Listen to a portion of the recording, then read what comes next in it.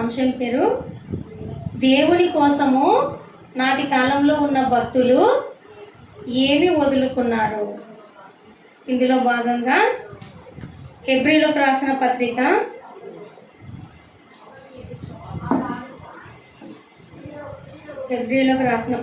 11వ అధ్యాయము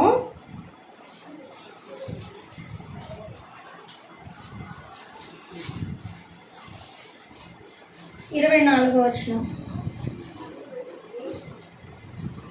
అపోస్తలుడైన పౌలు హెబ్రీలకు రాసిన పత్రిక 11:24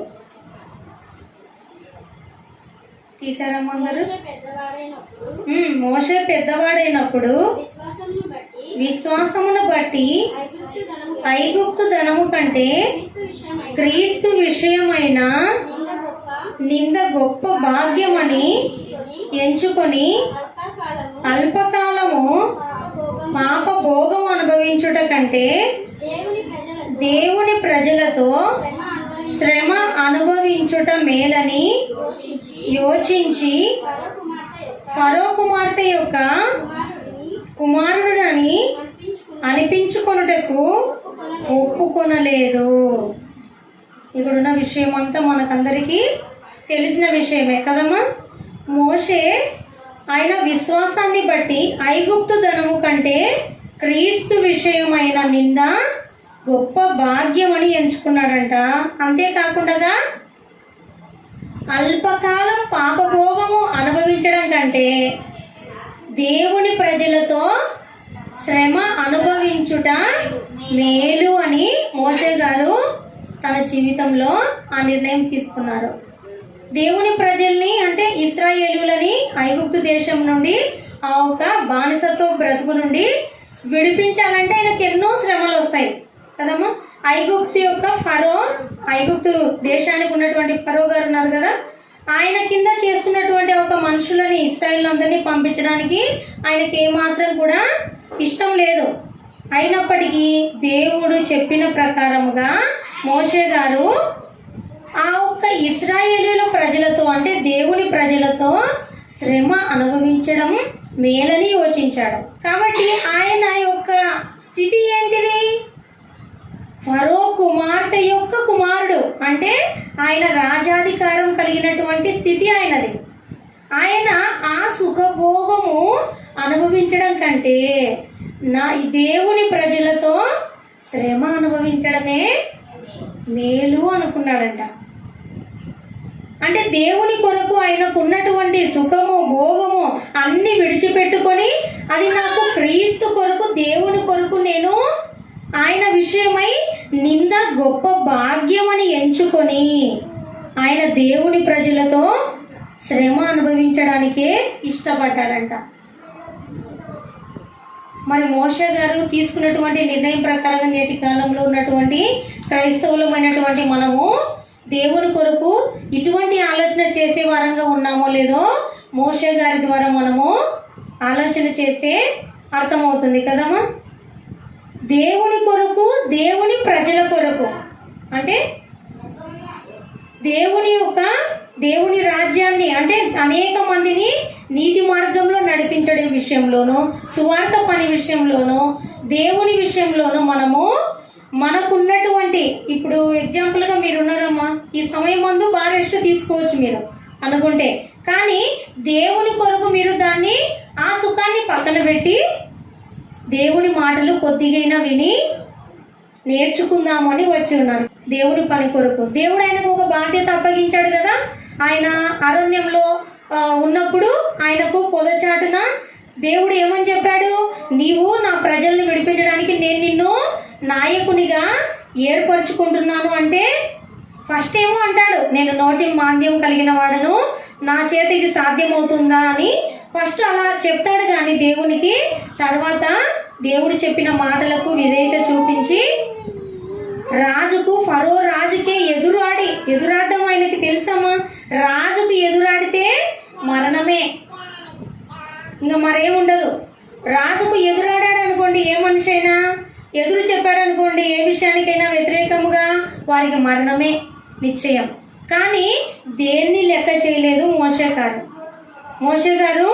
తన యొక్క ప్రాణాన్ని తన యొక్క సుఖాన్ని, తనకున్నటువంటి స్థితిని, తనకున్నటువంటి ఆస్తి, ఎంత గొప్ప ఆస్తి ఆయనకి, ఆ ఒక అరణ్యములో ఆయన ప్రజలతో శ్రమ అనుభవించడానికి ఇష్టపడ్డాడు. కానీ ఎందుకంటే అది ఎంతో ఉత్తమమైనది, అది దేవుని పని, నాకు సంబంధించినటువంటి సుఖాలన్నీ పోయినా పర్వాలేదు, నేను దేవుని కొరకు ఉపయోగపడాలని మోషే గారు తనకున్నటువంటి సమస్తాన్ని విడిచిపెట్టి దేవుని కొరకు తనకున్న సుఖభోగాలన్నీ కూడా వదులుకోగలిగారు కదా. అలాగే నెహెమ్యా గ్రంథము 2వ అధ్యాయము 3వ వచనం. 3వ వచనం.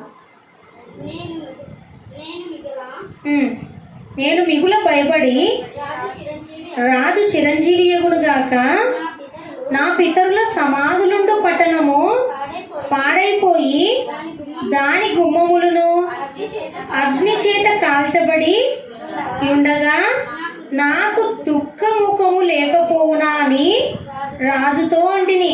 అప్పుడు రాజు, ఏమి కావలసి నీవు మనవి చేయుచున్నావని నన్ను అడగగా, నేను ఆకాశమందలి దేవునికి ప్రార్థన చేసి రాజుతో, నీ సముఖమందు నేను దయ పొందిన ఎడల నా పితరుల సమాధులుండు పట్టణమును తిరిగి కట్టునట్లుగా నన్ను యూదా దేశమునకు పంపుడని వేడుకొనుచున్నానని నేను మనవి చేసి తిని. ఇక్కడ నెహెమ్యా గారి గురించి రాయబడి ఉందమ్మా. 1:3 వచనంలో ఏముంటుందంటే, యెరూషలేము మధ్య నుండి 3 మధ్య ఒక లైన్ నుండి, యెరూషలేము యొక్క ప్రాకారము పడద్రోయబడినది, దాని గుమ్మములను అగ్ని చేత కాల్చబడినవని నాతో చెప్పిరి. నెహెమ్యా గారికి ఏ విషయం తెలిసిందంటే, యెరూషలేము యొక్క ఆ ఒక ప్రాకారము పడద్రోయబడింది. యెరూషలేము మందిరం తెలుసు కదా అందరికి. ఆ మందిరం యొక్క ప్రాకారం పడద్రోయబడినదని, దాని గుమ్మములు అగ్ని చేత కాల్చబడినవని నెహెమ్యా గారికి వినబడింది. అప్పుడు ఆయన చాలా బాధపడ్డాడంట. చూడండి 4వ వచనంలో, ఈ మాటలు వినినప్పుడు నేను కూర్చుండి ఏడ్చి కొన్ని దినములు దుఃఖముతో ఉపవాసం ఉండి ఆకాశమందలి దేవుని ఎదుట విజ్ఞాపన చేసి తిని. చూసారా ఆయనకి ఎందుకమ్మా ఈ దుఃఖము?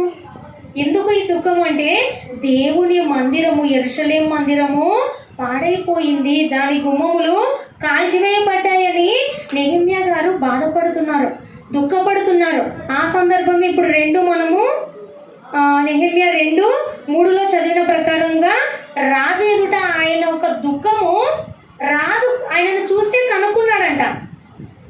ఎందుకు నెహెమ్యా నువ్వు చాలా విచారంగా ఉన్నావు, చాలా దుఃఖముగా ఉన్నావు, ఏమైంది నీకు అని అడిగినప్పుడు నెహెమ్యా గారు అంటున్నారు, నా ఒక దేవుని మందిరము ఆ ఒక ప్రాకారము పడద్రోయబడింది, దాని గుమ్మములు అగ్ని చేత కాల్చివేయబడ్డాయి, అందుకే నేను దుఃఖంతో ఉన్నానని రాజుగారికి చెప్తున్నారు.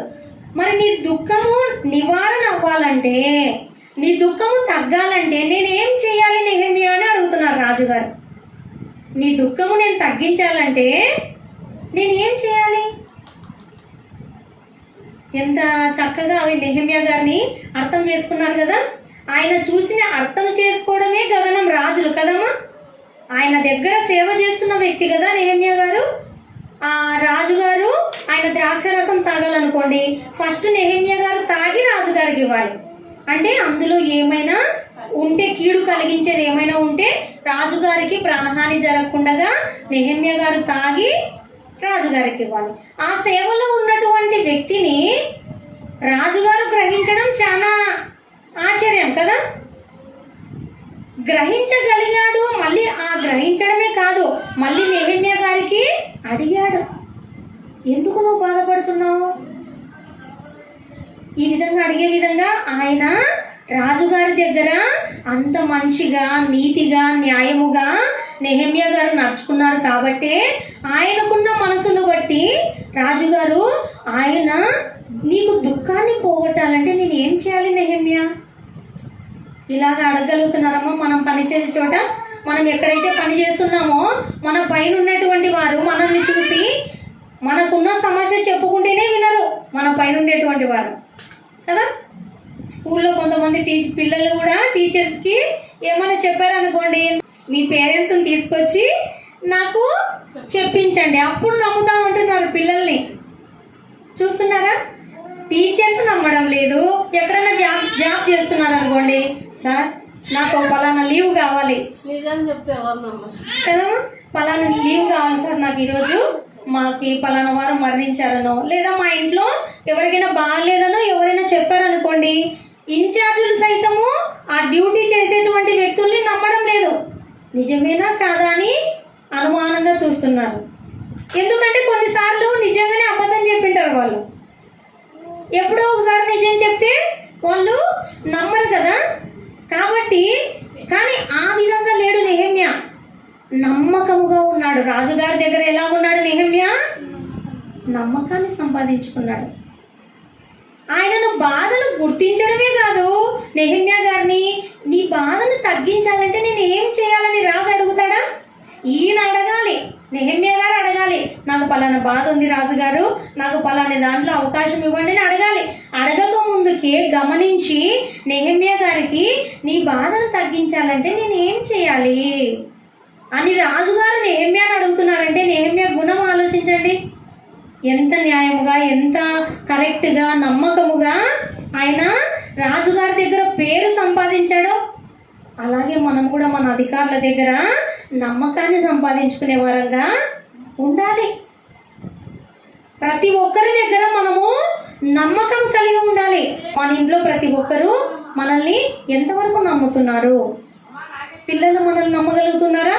మనం ఏం చెప్పినా మన భర్త మనల్ని నమ్మగలుగుతున్నారా?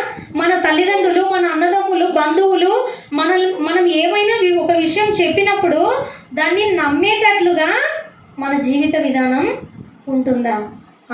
వీళ్ళు ఒకటి చెప్తారు, ఒకటి చేస్తారు, వీళ్ళ మాటలు ఎందుకులే అని విడిచిపెట్టే వారిగా మన ప్రవర్తన మన వారి దగ్గర ఉందో లేదో మనల్ని పరీక్షించుకునే వారంగా ఉండాలి. నెహెమ్యా గారిని రాజుగారు ఆ విధంగా అడగడమే కాదు, నేను ఏం చెయ్యాలి నీ కొరకు అని అడిగినప్పుడు రాజుతో అంటున్నాడు. చూడండి అమ్మ, నెహెమ్యా 5వ వచనంలో 2:5 రాజుతో, నీ సముఖమందు నేను దయ పొందిన ఎడల నా పితరుల సమాధులుండు పట్టణమును తిరిగి కట్టునట్లుగా నన్ను యూదా దేశమునకు పంపుడని వేడుకొనుచున్నానని నేను మనవి చేసి తిని. అందుకు రాజు, రాణి తన యొద్ద కూర్చొని ఉండగా, నీ ప్రయాణము ఎన్ని దినములు పట్టును? నీవు ఎప్పుడు తిరిగి వచ్చేదవని అడిగాను. నేను ఇంతకాలమని చెప్పినప్పుడు రాజు నన్ను పంపుటకు చిత్తము కలవాడాయను. ఇదియుగాక రాజుతో నేనిట్లాంటిని, రాజునకు అనుకూలమైతే యూదా దేశమున నేను చేరు వరకు నన్ను దాటించినట్లుగా నది అవతలనున్న అధికారులకు తాకీదులను పట్టణ ప్రాకారమునకును మందిరముతో సంభవించిన కోట గుమ్మములకును నేను ప్రవేశించబో ఇంటికిని దూలములు మ్రానులు ఇచ్చినట్లుగా రాజుగారి అడవులను కాయు ఆసాపునకు ఒక తాకీదును ఇయ్యుడని అడిగి తిని. అలాగు నాకు తోడుగా ఉండి నాకు కృప చూపుచున్న నా దేవుని కరుణా హస్తము కొలది రాజు నా మనవి ఆలకించను. ఎంత వండరమ్మా! వింటున్నారమ్మా? ఇప్పటి వరకు విన్న మాటలు ఎంత వండరు కదా. ఆయన విచారణను కనుక్కోవడమే కాదు, కనుక్కున్న తర్వాత రాజా ఇది పరిస్థితి, నా పితరుల నుండే ఆ సమాధుల పట్టణం నాశనం అయ్యింది, నేను ఆ పట్టణానికి వెళ్ళాలి, నేను తిరిగి మందిరాన్ని తిరిగి కట్టడానికి, ఆ ప్రాకారం కట్టడానికి నాకు అనుమతించు అని అడిగాడంట. అట్లెట్లయితుంది, నువ్వు నా దగ్గర ఉండాలి కదా అని అనలేదు రాజు. వెంటనే నీకెన్ని దినములు పడుతుంది, ఎంత ప్రయాణము అని అన్నీ కనుక్కున్నప్పుడు మళ్ళీ రాజుగారితో నెహెమ్యా గారు అడిగారు, నాకు పలానా సేవకులను పంపాలని, అందుకు కావలసినటువంటి పనికి కావలసినటువంటి కొన్ని వస్తువులు అక్కడ ఉన్నటువంటి ఆసాపు అనే వ్యక్తికి కొన్ని తాకీదులు పంపండి, అక్కడి నుంచి నేను కొన్ని వస్తువులు తీసుకోవడానికి కూడా నాకు అనుమతి ఇవ్వండి అంటే అన్నిటికీ ఒప్పుకున్నాడంట రాజు. చూస్తున్నారమ్మా, ఆయన పైన ఉన్నటువంటి అధికారి కింద ఎంత నమ్మకం సంపాదించుకున్నాడో గమనిస్తున్నారా? నెహెమ్యా గారు ఏ దానికి నో అని చెప్పలేదు రాజుగారు. అన్నిటికీ ఒప్పుకొని ఆయనకు సంబంధించిన ప్రతి విషయంలోనూ ఆ పనిలోనూ నాకెందుకు నీకు పర్మిషన్ ఇచ్చినా వెళ్ళిపోయి రా అనలేదు. అన్నిటికీ ఆయన అడిగిన ప్రతి దానికి ఒప్పుకున్నాడంట రాజు. ఆయన దేవుని పట్ల భయభక్తులు కలిగి ఒప్పుకోలేదు, ఆ విధంగా సంపాదించుకున్నాడు నెహెమ్యా గారు. దేవుని పట్ల ఈయనకున్న భయభక్తులు ఎటువంటివో చూశారు రాజుగారు. ఎంత భయభక్తులు, దేవుడు అంటే ఎంత, దేవుని సన్నిధి అంటే. ఆయన కుటుంబానికి వచ్చిందమ్మ కష్టము? ఆయనకు వచ్చిందా? పోనీ లేదు కదా. దేవుని యొక్క మందిరము ప్రాకారం పడిపోయిందని తెలిసింటే ఆయన ఎంతో విచారం పొందుకున్నాడంట. ఎంతో బాధ అనుభవించాడు. ఎంతో దుఃఖముతో ఉపవాసం ఉండి ప్రార్థన చేసి మనసులో దేవుణ్ణి అడిగాడంట రాజుకి. రాజు నా మనవి ఆలకించాలి, నా మనవి ఆలకించి నేను తిరిగి వెళ్ళాలి, మందిరాన్ని నేను తిరిగి ఆ ప్రాకారాన్ని బాగు చేయాలి, మళ్ళీ కట్టబడాలి. మందిరం యొక్క గుమ్మములు కాల్చివేయబడ్డాయి కదా, మళ్ళీ తిరిగి ఆ గుమ్మములను మళ్ళీ పునర్నిర్మించాలి అని నెహెమ్యా గారు తీసుకున్నటువంటి ఆ నిర్ణయానికి రాజు సహకరించేటట్లుగా ఆయన ప్రవర్తన అలాగూ ఉండింది. ఈయన ఏమేమి వదులుకున్నాడమ్మా ఇక్కడ దేవుని కొరకు? ఆయన కొరకు కాదు కదా, దేవుని యొక్క మందిరాన్ని తిరిగి కట్టడం కొరకు ఆయన రాజు దగ్గర సుఖంగా టైం టు టైం తింటూ ఎంతో చక్కగా రాజు తినే భోజనం అంటే సామాన్యమా? రాజు తినే భోజనం తింటూ సుఖంగా ఉండకుండగా నెహెమ్యా గారు ఎంత కష్టమో అక్కడికి వెళ్ళి పనిలో అంతా అప్పుడున్న రోజుల్లో ఆ మందిర నిర్మాణం అనేది తిరిగి ప్రాకారం కట్టబడాలంటే కష్టం ఉంటుంది. కానీ ఆ కష్టానికి ఇష్టపడ్డాడు నెహెమ్యా గారు. సుఖానికి ఆయన తావివ్వలేదు, సుఖాన్ని విడిచిపెట్టాడు. ఎవరి కొరకు? దేవుని యొక్క పని కొరకు, దేవుని యొక్క మందిరము తిరిగి నిర్మించడం కొరకు. దేవుని కొరకు ఏం వదులుకుంటున్నారని ఇంకా కొంతమందిని ఇప్పుడు మనము ఆలోచిస్తే, దేవుని కొరకు వాళ్ళు ఇప్పుడుగాగా మనం ఇచ్చినట్లుగా దేవుని కొరకు మన ఆస్తిని కాదమ్మా వాళ్ళు ఇస్తుండేది, వాళ్ళ జీవితాన్ని ఇస్తున్నారు. వాళ్ళ జీతాన్ని కాదు, వాళ్ళే దగ్గరుండి జీవితాన్ని తన శరీరం యొక్క అవయవాలతో కష్టపడుతున్నారు దేవుని పనిలో. వాళ్ళు చేసే డ్యూటీలు కాకుండా ఓవర్ డ్యూటీలు చేసి ఎక్కువ ఆదాయం వస్తుంది కదా, అందులో కొంత దశం భాగాన్ని తీసుకొచ్చి దేవుని కోసం ఇచ్చినానని సంతోషపడుతుంటారు కదమ్మా. దేవుడు అంటున్నాడు, నీ జీతం కాదు నాకు కావాల్సింది, నీ జీవితం కావాలి. మోషే గారు తనకున్న ఆస్తిని ఇచ్చాడా? తనే ఉపయోగపడ్డాడు ఆ దేవునికి, తనే ఉపయోగపడ్డాడు కదా. తనకున్న ఆస్తిని కాదు తను ఇచ్చింది దేవునికి. దేవునికి స్వయాన తనే తన శరీరాన్ని మొత్తము ఆయన దేవుని పనిలో శ్రమ అనుభవించడానికి వినియోగించాడు. చాలా మంది అనుకుంటారు, నేను కూడా కష్టపడి కదా సంపాదిస్తున్నా, నా ఆస్తికే సరిపోతుంది, నా ఆస్తి కొద్దిగా నాకు సొమ్ములో దేవునికి ఇస్తే సరిపోతుందని సర్దుకుపోతున్నారు. సరిపోతుందమ్మా? దేవుడు ఏం చేసుకుంటాడమ్మా ఆస్తితో? దేవుడికి ఆస్తి కావాలంటే మనం ఇవ్వాలా దేవునికి ఆస్తి? ఇదంతా ఎవరిది? దేవుడిచ్చింది. దేవునికి ఇవి కాదు కదా కావాల్సిందే, మనము కావాలి దేవునికి.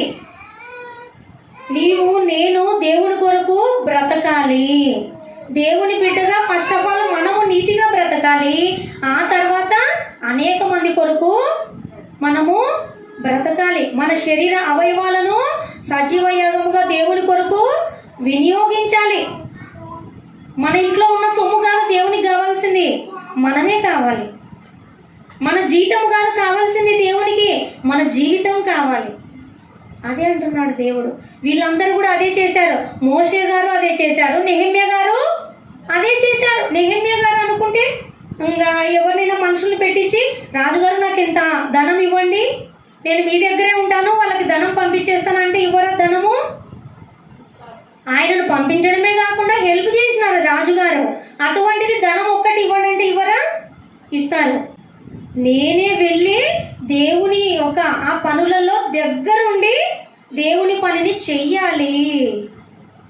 ఉందా అమ్మ అటువంటి తపన మనలో? అటువంటి తపన మనలో ఉందా? ఆయన కుటుంబానికి వచ్చిందా, ఆయన బిడ్డలకు వచ్చిందా, ఆయన కుటుంబంలో ఆయనకు వచ్చిందా, పోనీ ఆయన శరీరానికి వచ్చిందా, ఆయన దగ్గరుండి చూసుకోవాలనుకోవడానికి కాదు కదా. దేవుని పని నిమిత్తము నాటి కాలంలో ఉన్న భక్తులు అలాగే విడిచిపెట్టారు. తమకున్న శరీరాలను ఆ విధంగా దేవుడికి వినియోగించారు.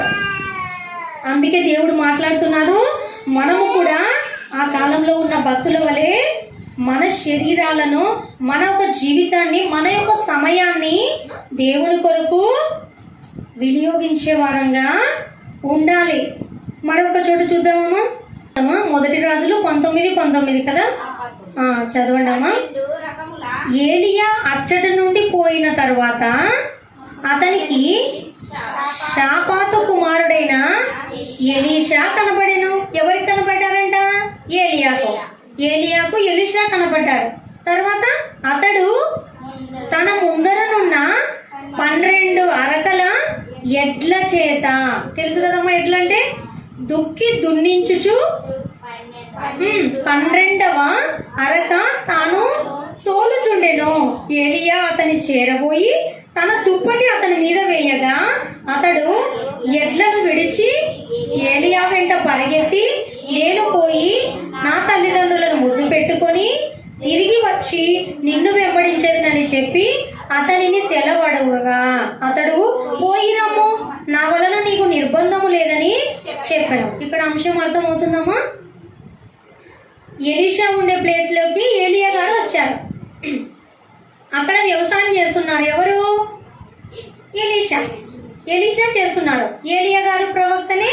తర్వాత ఈయనతో కలిసి తిరిగాక ఎలీషా కూడా ప్రవక్త అయ్యారు ఏలియా గారు తర్వాత.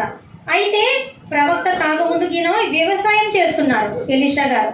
ఏలియా గారు వచ్చారు. ఆ వ్యవసాయం చేస్తున్నటువంటి సమయంలో వచ్చి తన దగ్గర ఉన్న దుప్పటి ఆయన మీద వేశారు. వేసి ఇంకా నన్ను వెంబడించు అంటున్నారు. ఎవరు అంటున్నారు? ఎలీషాను నన్ను వెంబడించు అంటున్నారు. అయితే ఎలీషా అంటున్నాడు, నేను నా తల్లిదండ్రుల దగ్గరికి పోయి వాళ్ళని ముద్దు పెట్టుకొని తిరిగి వస్తాను అంటున్నాడు. అయితే సరే, నీకేం ఇబ్బంది లేదు, వెళ్ళి అలాగూ చేసిరా అని చెప్పారు ఎలీషాతో. అందుకు అతడు అతనిని విడిచి వెళ్ళి కాడి ఎడ్లను తీసి వధించి వాటి మాంసమును గొర్తి నొగల చేత వంట చేసి జనులకు వడ్డించెను. వారు భోజనం చేసిన తర్వాత అతడు లేచి ఏలియా వెంబడి వెళ్ళి అతనికి ఉపచారం చేయించుండెను. ఇక్కడ అంశం ఏంటంటేనమ్మా, ఎలీషా వ్యవసాయం చేసుకుంటుండగా ఏలియా గారు వచ్చి నన్ను వెంబడించు అన్నాడు. ఇంకా దేవుని పనిలో ఆయనకి ఏం తెలియదు అప్పటి వరకు వ్యవసాయంలో. ఇప్పుడు మనం పని చేసుకుంటుంటాం, నన్ను వెంబడించు అని దేవుని సేవకుడు వస్తే ఎలా ఉంటుంది? సేమ్ యాజ్ ఇట్ ఈజ్ అలాగే ఎలీషా గారు వ్యవసాయం చేసుకుంటుండగా ఏలియా గారు ఇంకా నన్ను వెంబడించు అన్నారు. మాట మాట్లాడారా? ఎలీషా గారు, ఏంటిది నేను వెంబడించడం ఏంటిది, నా పని ఏంటిది, నా వ్యవసాయం ఏంటిది, నేను విడిచిపెట్టి రావాలా అన్నారా? అనలేదు. నా తల్లిదండ్రుల దగ్గరికి వెళ్ళి వాళ్ళని ముద్దు పెట్టుకొని వస్తాను అన్నారు. వచ్చిన తర్వాత ఆ ఎడ్లను వాటి కూర చేసుకొని వంట చేసుకొని వాళ్ళు భోజనం చేసుకొని ఇంకా వెళ్ళాడంట ఏలియా గారితో. ఎలీషా గారి హృదయం చూడండి అమ్మా. ఇక్కడ మాట మాట్లాడుకోకుండా, నాకు పొలం ఉంది, నాకు ఎడ్లు ఉన్నాయి, వాటిని నమ్మి నీ కాసు తీసుకెళ్ళి నువ్వు దేవుడి పనిలో వినియోగించుకో అన్నాడా ఎలీషా? నువ్వు రా, నేను వస్తున్నా. ఉన్నారమ్మా అలాగా ఈ నేటి కాలంలో ఉన్న భక్తులు? ఉన్నారా? ఆదివారం చర్చికే రారు కదమ్మా. అన్నీ విడిచిపెట్టి రావడం పక్కన పెడితే ఆదివారం మిగతా రోజుల్లో సైతం దేవుని సన్నిధికి రావాల్సి వస్తే రారు, పిలిచినా కూడా కదా. జస్ట్ అట్లా వెళ్ళి ఇట్లా 1 అవర్లో వచ్చేదానికే రారు నా భక్తులు. వాళ్ళు అన్నిటినీ విడిచిపెట్టి తమకున్న సమస్తాన్ని, తమకున్న ఆస్తిని, తమకున్న తల్లిదండ్రుల్ని, బంధువుల్ని, తోటి వారిని అంతటినీ విడిచిపెట్టి రమ్మంటే వస్తామా మనము? ఎట్లున్నారమ్మా మరి నాటి కాలంలో ఉన్న భక్తులు ఎలా ఉన్నారు? వారి వల్లే మనము కనీసం అన్నా మనం ఫాలో అవ్వాలనే దేవుడు ఈ సమయం ముందు మాట్లాడుతున్నారు. దేవుని పని కొరకు నీకు చేతనైంది చెయ్యి అన్నప్పుడు చేయడానికి మనం ఎలా ఉండాలి? వీరిని మనం ఆదర్శంగా తీసుకొని సిద్ధంగా ఉండాలి. దేవుని కొరకు నా పనులన్నీ పక్కన పెట్టైనా నేను ముందుకొచ్చి చేస్తా అనేటువంటి ఆ హృదయం మనలో ఉండాలి. దేవుడు అది ఇష్టపడతాడు. చూడండి ఎంత చక్కగా ఆయన వ్యవసాయం చేసుకుంటున్నప్పుడు రమ్మంటే ఎంత చక్కగా ఆయన వెంటనే వెళ్ళిపోయారు. ఎలీషా గారు తన యొక్క శరీరాన్ని దేవుని కొరకు వినియోగించడానికి వెళ్ళిపోయారు. వీళ్ళందరినీ ఆదర్శంగా మనకు దేవుని వాక్యంలో రాసి ఉంచాడు. అలాగే ఇంకో చోట చూద్దామమ్మా, మొదటి రాసులు 18వ అధ్యాయము.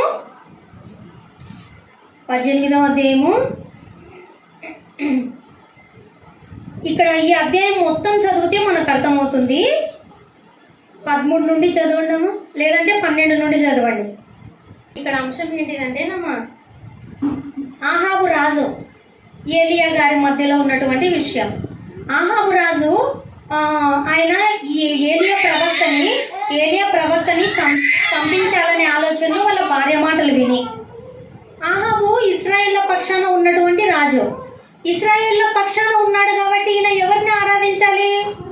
ఇశ్రాయేలుల దేవుడైన యెహోవానే ఆరాధించాలి. ఈయనేం చేశాడు? తన భార్య ఏ విగ్రహారాధన అయితే చేస్తుందో ఆమె పెట్టినటువంటి దేవతలకు విగ్రహారాధన చేయమని ప్రోత్సాహపరుస్తాడు ప్రజల్ని. మరి ఏలియాకు కోపం రాదా? ఏలియా గారిని హెచ్చరిక చేస్తారనమాట. నువ్వు ఏం చేస్తున్నావు? నీ భార్య అయిన యెజబేలు మాటలు విని మీ యొక్క వారి తల్లిదండ్రుల దగ్గర నుండి తెచ్చినటువంటి ఆ ఒక్క విగ్రహాలకు ఆరాధన చేస్తావా? నువ్వు ఏ రాజువు? నువ్వు దేవుని కొరకు దేవుడు నిలబెట్టినటువంటి ఇశ్రాయేలుల కొరకు నిలబెట్టినటువంటి రాజువు కదా. నువ్వు ఎవరిని ఆరాధించమని ప్రజలకు చెప్పాలి? యెహోవా దేవుణ్ణి ఆరాధించమని చెప్పాలి. నీ భార్య మాట విని నీవు ఆ కన్య దేవతలను ఆరాధించమని చెప్తున్నావు. ఆహాబు రాజుకి హెచ్చరిక చేస్తారు ఏలియా గారు. కోపం వస్తుంది కదా రాజుకి, నాకే ఎదురు చెప్తావా అని. అప్పుడు ఏలియా గారిని చంపించే ప్రక్రియలో ఉంటారన్నమాట. ఈ అధ్యాయం మొత్తంలో మనం చదివేటప్పుడు ఏలియా గారికి పట్టుకొని కొంతమందిని పంపిస్తారనమాట. ఇక్కడ ఓబద్య అనే వ్యక్తిని పంపిస్తారు. నీవు ఎక్కడ ఉంటుందంటే 18వ అధ్యాయము 6వ వచనంలో, కాబట్టి వారు దేశం అంతటా సంచరించవలనని చెరి యొక్క పాలు తీసుకొని ఆహాబు ఒంటరిగా ఒక వైపునకును ఓబద్య ఒంటరిగా ఇంకొక వైపునకు వెళ్ళిరి. ఎందుకు వెళ్ళారు వాళ్ళు? ఆహాబు ఒకవైపు, ఓబద్య ఒకవైపు వెళ్ళారంట. ఓబద్యని కూడా ఆహాబే పంపిస్తున్నాడు. ఎవరి కోసం? ఏలియాను పట్టుకోవాలని. ఏలియా ప్రవక్తను పట్టుకోండి, ఆయనను చంపాలని. ఆయన ఆహాబు రాజు యొక్క భార్య, ఆమె చెప్పినటువంటి ఆ ప్రవక్తల్ని చంపించమనింది అనమాట. దేవుని నమ్మమంటున్నారు కదా, దేవుని నా దేవతల్ని నమ్మాలి, యెహోవా దేవుణ్ణి ఆరాధించమంటున్నాడు కాబట్టి ఏలియా ప్రవక్త ఎక్కడున్నా పట్టుకో, చంపేద్దామని ఆజ్ఞిస్తుంది వాళ్ళ భార్య. భార్య మాట విన్నటువంటి ఆహాబు రాజు ఓబద్యాని ఒకవైపు పంపాడంట ఏలియాను పట్టుకోమని. ఈయన ఒకవైపు వెళ్ళారంట. ఓబద్యకి వెళ్తున్న మార్గంలో ఏలియా కనపన్నారు. వెళ్తూ ఉండగా ఏలియా గారు కనపడినప్పుడు, నిన్ను రాజు పట్టుకొని ఆయన వద్దకు నువ్వు ఎక్కడున్నావు ఇన్ఫర్మేషన్ ఇవ్వాలని నన్ను పంపి ఉన్నారు అని చెప్తారు. అయితే నేను ఈ ఫలానా ప్లేస్లో ఉన్నానని చెప్పుకో. ఆహాబు రాజుకి నేను ఫలానా ప్లేస్లో ఉన్నాను అని నువ్వు చెప్పుకో అంటారు ఓబద్యకి. ఓబద్య అంటాడు, రాజుని తీసుకొని నేను ఇక్కడికి వస్తా. నేను ఇక్కడికి వచ్చేలోపు నువ్వు లేకుంటే రాజు చేతిలో నాకే కదా శిక్ష. నువ్వు ఉంటావో ఉండవో నాకు తెలియదే కరెక్ట్గా. మళ్ళీ ఇక్కడ లేకుండా వెళ్ళిపోతే రాజు నిన్నేమైనా చేస్తాడని అంటాడు. అప్పుడు 15వ వచనంలో అంటాడు, ఎవరు? ఏలియా అంటారు, యెహోవా జీవంతోడు నిజముగా ఈ దినమున నేను ఆహాబును దర్శించుదునని చెప్పుచున్నాను నేను. అప్పుడు నమ్మాడు ఓబద్య. ఓబద్య కూడా దేవుని యందు భయభక్తులు కలిగిన వ్యక్తి. ఓబద్య కూడా ఆయన ఏమంటున్నాడంటే, నేను దేవుని యందు భయభక్తులు కలిగిన వాడను, నీవు ఇప్పుడు ఉన్నావని నేను చెప్తే నేను వచ్చేలోపు నువ్వు లేకుంటే ఎలా నా పరిస్థితి అని అడిగినప్పుడు ఏలియా గారు అంటున్నారు, యెహోవా జీవం తోడు. ఇప్పుడు నువ్వు వెళ్ళి ఆహాబు రాజుకి నువ్వు చెప్పుకో, నేను ఇక్కడే ఉంటా అని చెప్తానమాట. ఓ ఈయన ఏలియా ప్రవక్త కదా, దేవుని బిడ్డ కదా, అబద్ధం చెప్పడు ఈయన. యెహోవా జీవంతో అన్నాడంటే కన్ఫర్మ్గా రాజుని తీసుకొని వచ్చేంత వరకు ఇక్కడే ఉంటాడని రాజు గారి దగ్గరికి వెళ్ళి తీసుకురావడానికి వచ్చేస్తారనమాట, తీసుకొని వచ్చేస్తారు. అప్పుడు చూడండి అమ్మ ఏమనుందో ఇక్కడ 17వ వచనంలో ఏమనుందమ్మా, ఆహాబు ఏలియాని చూశాడు, తీసుకొని వచ్చాడు కదా ఆహాబును ఓబద్య ఏలియా దగ్గరికి. అప్పుడు ఆహాబు ఏలియాను చూచి, ఇశ్రాయేలు వారిని శ్రమ పెట్టువాడవు నీవే కావా. ఎవరిని అంటున్నారు? ఆహాబు ఏలియాని అంటున్నాడు. ఇశ్రాయేలును శ్రమ పెట్టేవాడు నీవే కావా అంటున్నాడు ఏలియా గారు. చూడండి అక్కడ ఏమంటున్నారు, అతడు నేను కాను, యెహోవా ఆజ్ఞలను గైకొనగా బయలుదేవతను అనుసరించు నీవును నీ తండ్రి ఇంటి వారును ఇశ్రాయేలు వారిని శ్రమ పెట్టువారై ఉన్నారు. నీవు నీ ఇంటి వారు, మీరు కదా అన్ని దేవతలను ఆరాధిస్తున్నారు, మీరు శ్రమ పెడుతున్నారు ఇశ్రాయేలు, నేను కాదు అని యథార్థంగా చెప్తారనమాట ఏలియా గారు ఆహాబు రాజుతో. అయితే ఇక్కడ ఓబద్య గారు దేవుని పట్ల ఎంత అంటే చాలా నమ్మకం కలిగిన వ్యక్తి. ఈయన రాజుతో డీలింగ్స్, ఇక్కడ సేవకులు కూడా కాదు, డైరెక్ట్ రాజుతోనే. ఒకవేళ ఆయన దేవుని నమ్మాడు, ఓబద్య గారు ఏలియాను కాదు ఫస్ట్ దేవుని నమ్మారు. ఆ తర్వాత దేవుని నమ్మినటువంటి ఏలియా గారి పట్ల నమ్మకం ఉండి వెళ్ళి తిరిగి చెప్పగలిగారు.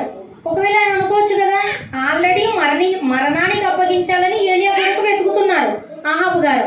ఒకవేళ నేను పలానా చోట ఉన్నాడని ఆహాబు గారు తీసుకొచ్చిన తర్వాత రాజుని లేరనుకో, నా పరిస్థితి ఏంటిది? అబద్ధం చెప్పి నువ్వు నన్ను ఇంత దూరం తీసుకొస్తావని రాజుగారి చేతిలో నాకు శిక్ష ఉంటుంది.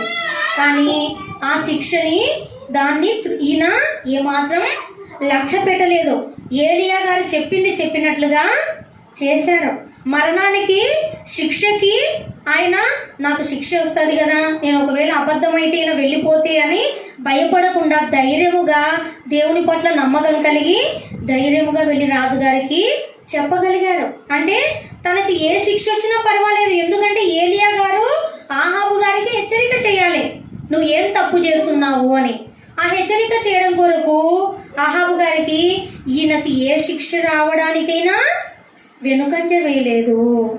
కాబట్టి దేవుని పనిలో మనము నేను ఇది వెళ్తే నాకు ఈ కీడు జరుగుతుందేమో, ఇది జరుగుతుందేమో, ఈ నష్టం జరుగుతుందేమో అని మనము దేవుని పనిలో ఆలోచించాల్సిన అక్కర్లేదు. మనం దేవుని యొక్క పనిలో ముందు కొనసాగితే మనకు వచ్చే నష్టాలను కూడా దేవుడు మేలులుగా మార్చగలడు, రాబోయే కీడును కూడా మేలుగా మార్చగలడు. మన ఇంట్లో ఇక్కడ ప్రేయర్ పెట్టించుకున్నాం, ఎవరి ద్వారానైనా ఏమైనా మనకి ఏమంటారు ఇక్కడ జరిపించుకున్నందుకు భయపడాల్సిన అక్కర్లేదు, దేవుడు చూసుకుంటాడు. అదంతా దేవుడు చూసుకుంటాడు. మనం చేయాల్సింది ఏంటిది? దేవుని పని ఆగకుండా ముందుకు జరిగించడం మన పని, ఎదుర్కొనేలా చేయడం దేవుని పని. అది నేర్పిస్తున్నాడు మనకు ఓబద్య గారు. అలాగే జక్కయ్య గారి గురించి ఆలోచిద్దాం. లూకా 19:8-9 వచనాలు చదవండి. జక్కయ్య నిలవబడి, ఇదిగో ప్రభువా, నా ఆస్తిలో సగం బీదలకిచ్చుచున్నాను, నేనెవని యొద్దనైనను అన్యాయముగా దేనినైనను తీసుకొనిన ఎడల అతనికి 4 వంతులు మరలా చెల్లిందునని ప్రభువుతో చెప్పెను. తర్వాతమా అందుకు యేసు, ఇతడును అబ్రాహాము కుమారుడే, ఎందుకనగా నేడు ఈ ఇంటికి రక్షణ వచ్చి ఉన్నది. జక్కయ్య గురించిన అంశం ఇక్కడ. ఈయన దేవుని యొక్క ప్రభు యొక్క విషయాలు ఎరిగి ఆయన ఒక చెట్టు ఎక్కి, నాకు కనపడాడు కదా ప్రభు వస్తున్నారు, ఆయనను చూడాలని ఒక మేడి చెట్టు ఎక్కాడు కదమ్మా. ఎక్కి ప్రభు చేసే కార్యాలు, ఆయన చెప్పిన మంచి మాటలు అవన్నీ విన్నటువంటి జక్కయ్య గారికి హృదయంలో ఏం కలిగింది? మార్పు కదా. ఆయన ఎంతో దౌర్జన్యంగా, కొంతమందిని అంటుంటాం కదా, అమ్మో ఆయన దగ్గర అప్పు తీసుకున్నామంటే అయిపోతుంది, ఇంకా ఇచ్చేంత వరకు మనిషిని పిప్పి చేసేస్తాడు అని. అటువంటి వ్యక్తులలో ఒకడైన జక్కయ్య. అటువంటి వ్యక్తి దేవుని మాటలు విని మనసు మార్చుకొని ఏం చేశాడమ్మా ఆయన? మనసు మారితే చూడండి ఎంత చక్కగా ఆయన చేసిన పని ఏంటిదో. ఇదిగో ప్రభువా, ప్రభు ఆయన ఇంటికి వచ్చినప్పుడు ఇదిగో ప్రభువా, నా ఆస్తిలో సగం బీదలకు ఇస్తున్నాను. బీదల దగ్గర కూడా అన్యాయంగా దోచుకునే వ్యక్తి ఈయన ఎంత చక్కగా హృదయాన్ని మార్చుకున్నాడమ్మా కదా. ఈయనను చూసి మనం ఏం నేర్చుకోవాలి? దేవుని మాటలు విన్నటువంటి మనము మన హృదయంలో మార్పును కలగజేసుకోవాలి. అది దేవునికి ఇష్టం. ఆయన కేవలం ఆస్తి ఇస్తున్నాడా? మనసు మార్చుకొని ఇస్తున్నాడు కదా. ఊరికనే ఇస్తున్నాడా? ప్రభు నువ్వు మంచివాడి వంట కదా, దేవుని కొరకు ఏదైనా ఉపయోగించు ప్రభు అని దేవుని దగ్గర పెట్టాడా కేవలం? లేదంటే ఆయన మారి పెట్టాడా? ఫస్ట్ తన జీవితంలో మార్పును కలగజేసుకున్నాడు. అదే కోరుకుంటున్నాడు దేవుడు. ఫస్ట్ మీలో మార్పు తెచ్చుకొని మీ జీవితంలో మార్పు రావాలి. నా మాటలు విన్నప్పుడు మీ జీవితంలో మార్పు రావాలి. మార్పు వచ్చిన తర్వాత ఆయన సగం బీదలకి ఇచ్చి తర్వాత ఏమంటున్నాడు?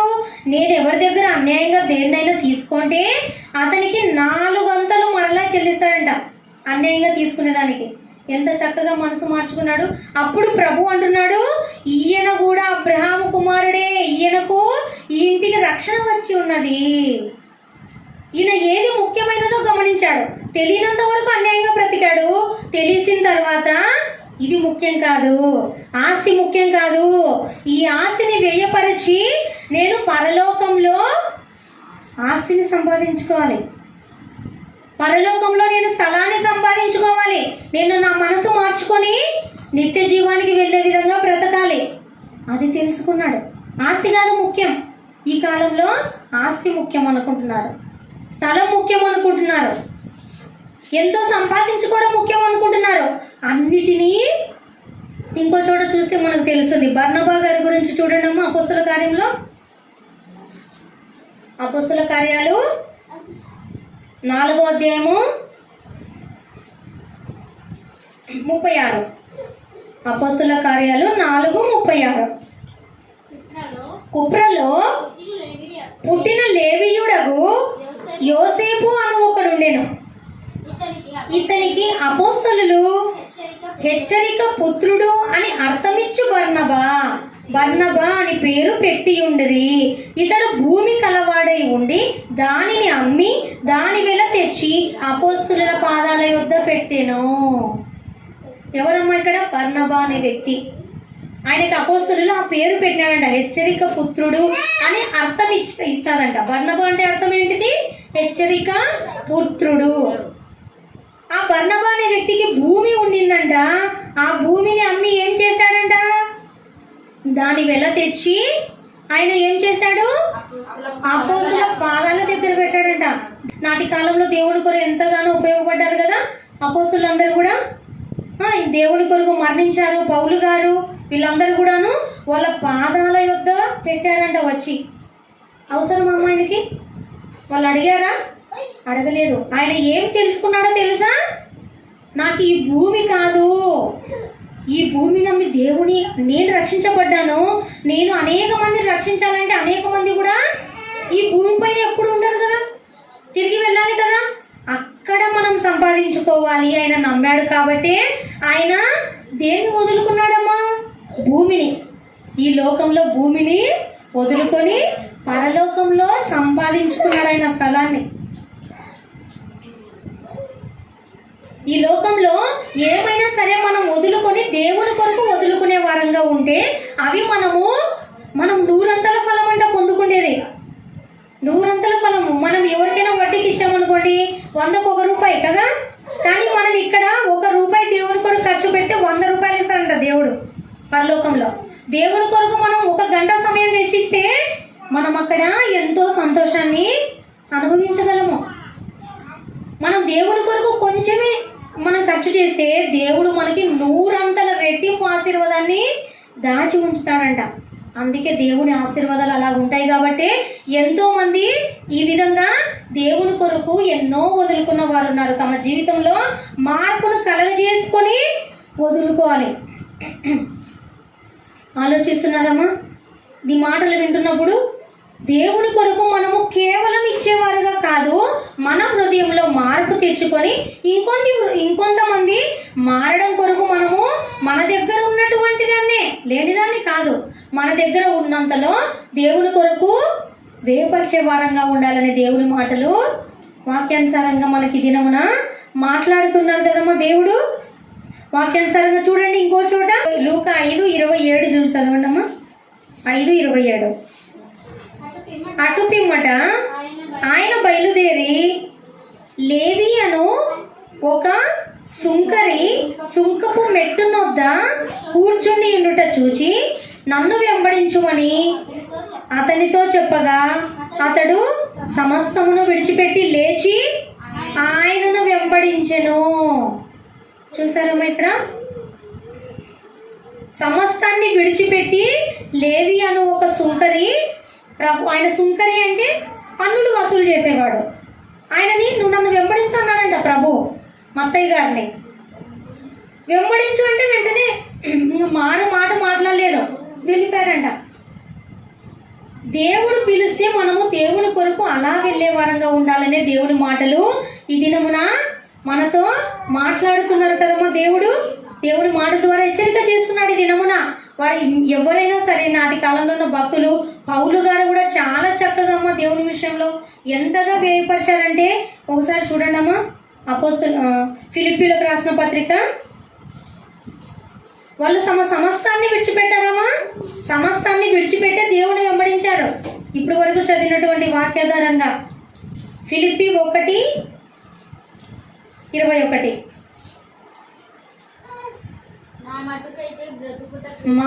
నా మట్టుకైతే బ్రతుకుట క్రీస్తే, చావైతే లాభం. ఎంత గొప్ప మాట అమ్మా ఇది. నా మట్టుకైతే బ్రతుకుట క్రీస్తు కొరకే. నేను బ్రతుకుతే క్రీస్తు కొరకే బ్రతుకుతాను, చనిపోతే లాభం అంట, చావైతే లాభం అంట. అంటామమ్మా మనం దేవుని కొరకు. నేను బ్రతుకుతే క్రీస్తు కొరకే బ్రతుకుతాను అంటే మన కుటుంబాన్ని విడిచిపెట్టి ఇంకా దేవుని వెంబడించమని మాత్రమే కాదు ఈ మాటలో అర్థం. మన హృదయాన్ని మార్చుకొని మనము బ్రతుకుతే దేవుని మార్గంలో నడుస్తూ చేతనైతే అనేక మందిని మార్చే స్థితిలో మనం ఉండాలి. బ్రతుకుతే క్రీస్తు కొరకే అంటే క్రీస్తు ఏ మార్గంలో నడిచారు? ఆయన పరిశుద్ధతను కాపాడుకుంటూ అనేక మందిని రక్షించే మార్గంలో నడిచారు. అదే మార్గంలో నడుస్తున్నటువంటి మనం రక్షించబడుతూ అనేక మందిని రక్షించే వారంగా ఉండాలి. అదే బ్రతకడం అంటే. బ్రతుకుట క్రీస్తు కొరకే అంటే మన కుటుంబాన్ని వదిలిపెట్టమని కాదు, కానీ మన కుటుంబాలతో బ్రతుకుతూ దేవుడి మహిమ కొరకు బ్రతకాలి.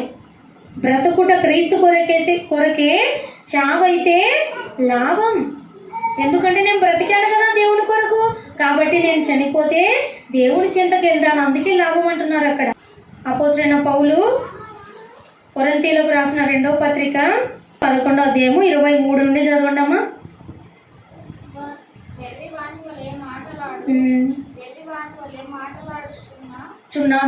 మాట్లాడుచున్నాను నేనును మరి ఎక్కువగా క్రీస్తు పరిచారకుడు మరీ విశేషముగా ప్రయాసపడి తిని. పౌలు గారి గురించి వినండమ్మా ఇవన్నీ. మరి అనేక పర్యాయములు చెరసాలలో ఉంటిని. చాలా చక్కగా చూడండమ్మా దేవుని కొరకు ఎంతగా అయినా వ్యయపరిచాడో తన శరీరాన్ని గమనించండి. అపరిమితముగా అనేక పర్యాయాలు చెరసాలలో ఉన్నాడంట, జైల్లో, మన లెక్కకి జైల్లో ఉన్నాడంట. అపరిమితముగా అంటే మితము లేకుండా, లెక్కలేనన్ని దెబ్బలు తింటిని. అనేక మారులు ప్రాణాపాయములలో ఉంటిని. యూదుల చేత 5 మారులు ఒకటి తక్కువ 40 దెబ్బలు తింటిని. 3 మారు బెత్తములతో కొట్టబడి తిని. ఒకసారి రాళ్లతో కొట్టబడి తిని. 3 మారు ఓడ పగిలి, 3 మారు అంటే 3 సార్లు అంట, ఓడ పగిలి, ఆయన వెళ్ళి ఓడ పగిలి శ్రమపడి తిని. ఒక రాత్రింబగళ్ళు సముద్రములో గడిపి తిని. అనేక పర్యాయములు ప్రయాణములలో నదుల వలనైనా ఆపదలలోను, దొంగల వలనైనా ఆపదలలోను, నా స్వజనుల వలనైనా, అన్నది సొంత వారు, తన స్వజనుల వలనైనా ఆపదలలోను, అన్యజనుల వలనైనా ఆపదలలోను, పట్టణములో ఆపదలలోను, అరణ్యములో ఆపదలలోను, సముద్రములో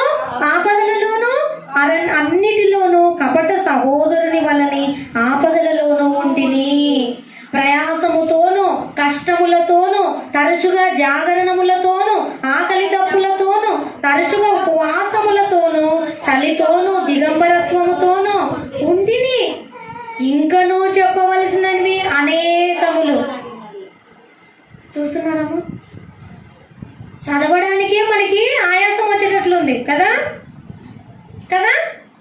ఆయన అవన్నీ ఓర్చుకున్నాడమ్మా. ఆయన ఎంత ప్రయాసపడ్డాడు, ఆయన ఎంత ఆయాసపడ్డాడు, ఆయన ఎంత శ్రమపడ్డాడు. అసలు చదివితే గుర్తు పెట్టుకోవడానికి ఇంత లిస్ట్ ఉంది కదా మనకి. ఆయన అనుభవించడానికి ఎంత కష్టమమ్మా. ఈ కష్టం అంతా ఎందుకొరకు ఆయన పడింది? దేవుని కొరకు, దేవుని ప్రజల కొరకు, అనేక మందిని రక్షించే కొరకు. ఆయన మరణం కూడా దేవుని కొరకే కదమ్మా. ఇందులో ఒక్క చిన్న పార్ట్ అయినా మనం పడుతున్నామమ్మా. ఎన్నెన్ని శ్రమలు చూస్తున్నామమ్మా. ప్రతిదినం చదవాలి మనం ఈ యొక్క ఆపదలో. నిజంగా ఇందులో కనీసం కొంచెం 1 గంట సమయం వెచ్చించలేకపోతున్నానే, కొద్ది సమయం దేవుని మాటలు చదవలేకుంటున్నానే, దేవుని సమయాన్ని కొద్దిగా వెచ్చించలేకపోతున్నానే. ఇన్ని శ్రమలు నేను పడగలనా దేవుని కొరకు? ఎందుకు పడ్డాడమ్మా ఆయన? ఆయనకు అవసరమా? ఎందుకు అవసరం అంటే ఆయన దేవుని యొక్క ప్రేమను గుర్తించగలిగాడు. నా ప్రభువు నా కొరకు ఇంతగా ఆయన నల్లగొట్టబడ్డాడు కదా, నేను నల్లగొట్టబడాలి. నా శరీరాన్ని నేను జాబ్ చేసి ఆస్తి ఇస్తాను, నాకున్న భూమి ఇస్తాను, ఇవ్వాలి. మన మనసు మార్చుకొని ఇవ్వాలి. ఈయన మనసు మార్చుకోవడమే కాదు, తన శరీరాన్ని సజీవ యాగముగా ఇన్నెన్ని విషయాలమ్మ. అసలు బెత్తములతో కొట్టబడం ఏంటిది, ఓడ పగిలి సముద్రాలలో పడడం ఏంటిది, ఆయన ప్రయాణాలు, ఆపదలు, సొంత వారి పట్ల తన యొక్క వెళ్ళేటప్పుడు పట్టణాలలో, అరణ్యాలలో, సముద్రాలలో ఇంత కష్టం ఎందుకమ్మా ఆయనకి? దేని కొరకమ్మ వదులుకున్నాడు ఈయన కష్టాన్ని ఎందుకు పడ్డాడు అని మనం ఆలోచించాలి. కేవలం దేవుని కోసం, ప్రజల్ని రక్షించడం కోసం, అనేక మందిని రక్షించడం కోసం, అనేక మంది ఆత్మలను రక్షించడం కోసమే ఆయన ఇంతగా ప్రయాసపడ్డాడు. దేవుడు ఎక్కడికి వెళ్ళమంటే అక్కడికి వెళ్తున్నాడు. అక్కడ కొట్టిపించుకొని వస్తున్నాడు. ఆయన ప్రాణం పొయ్యేంతగా కొట్టినప్పటికీ లేచి మళ్ళీ వెళ్తున్నాడు. దేవుని సేవలో ముందుకు వెళ్తున్నాడు. మనం ఆ విధంగా ప్రయాసపడుతున్నామా? లేదు కదా. కనీసం ఆ విధంగా ప్రయాసపడకపోయినా కనీసం మన బ్రతుకును మార్చుకుంటున్నామా? ఆయన బ్రతుకును మార్చుకొని అంతగా ప్రయాసపడ్డాడు కదా, మనం కనీసము మన హృదయంలో మార్పును కలగజేసుకుంటున్నామా? ఇన్ని మాటలు వింటున్నాము, ప్రతి ఆదివారం వింటున్నాము, ప్రతి దినం చదువుకుంటున్నాము. మన హృదయంలో కనీసం దేవునికి చోటు ఇచ్చే వారంగా ఉన్నామా? మరి అలాగే ఇవ్వనట్లయితే దేవుడు ఎందుకు ఇవ్వాలమ్మా మనకి చోటు పరలోకంలో కదా? మరణిస్తే నేనే పరలోకాన్ని కానీ అనుకుంటుంటారు చాలామంది. ప్రభువు నందు నిద్రించారు. వాళ్ళు దేవుని కొరకు ఏం బ్రతకపోయినా పర్వాలే, బాప్తిసం తీసుకొని నమ్ముకుంటే చాలు, ప్రభువు నందు నిద్రించారు. ఇంకా ప్రభు దగ్గరికి వెళ్తారు. ఎలా వెళ్తారమ్మా ప్రభు దగ్గరికి? మన హృదయం ఇవ్వకుండా దేవుని నమ్ముకున్నాము అంటే సరిపోతుందా? మన హృదయం ఇవ్వాలి, మనలో మార్పు కలగజేసుకోవాలి. మనకి దేవుడు ఏదైతే వాక్యం ద్వారా హెచ్చరిక చేస్తున్నాడో ఆ హెచ్చరికలకి మనము లోబడాలి. దేవుని మాటలకు విధేయత చూపించాలి. నా దేవుడు ఇంతగా నాతో మాట్లాడుతున్నాడు కదా, నేను దేవుని వాక్యానికి విధేయురాలవుతాను. దేవుని కొరకు నా చేతనైనంత నేను ప్రయాసపడతాను అని మనమందరం కూడా హెచ్చరిక చేసుకోవాలి. మన హృదయంలో మనము ఆలోచించుకోవాలి, పరిశీలించుకోవాలి. దేవుని కొరకు బ్రతకాలనే ఆశ మనలో రావాలి. మన శరీర అవయవాలను సజీవ యాగముగా అర్పించుకోవాలంట దేవునికి. మన ఇంట్లో వస్తువులను, మనకున్న ఆస్తిని కాదు దేవునికి అప్పగించుకోవాల్సింది. మన శరీర అవయవాలను నీతికి సాధనాలుగా ఉపయోగించుకోవాలి. దేవునికి సజీవ యాగంగా అర్పించాలి. మనం మరణించేంత వరకు మనం నీతి మార్గంలో ఉండాలి. అనేక మందిని నీతి మార్గంలో నడిపించే విధంగా మనము బ్రతకాలనే దేవుని వాక్యము ఇప్పటి వరకు కూడా మనందరితో మాట్లాడుతున్నాడు కదమ్మా దేవుడు. అందుకని ఇప్పటి వరకు మనం మాట్లాడినటువంటి భక్తులు ఉన్నారు కదమ్మా. ఇప్పటి వరకు మాట్లాడిన ఈ యొక్క భక్తులందరూ కూడా వాళ్ళందరినీ మనము ఆదర్శంగా తీసుకోవాలి. మనం కూడా దేవుని కొరకు, దేవుని ప్రజల కొరకు మన యొక్క దేహాన్ని, మన యొక్క సమయాన్ని, మన యొక్క ధనాన్ని, మన ఆరోగ్యాన్ని అన్నిటినీ కూడా మనము వెచ్చించే వారంగా ఉండాలి.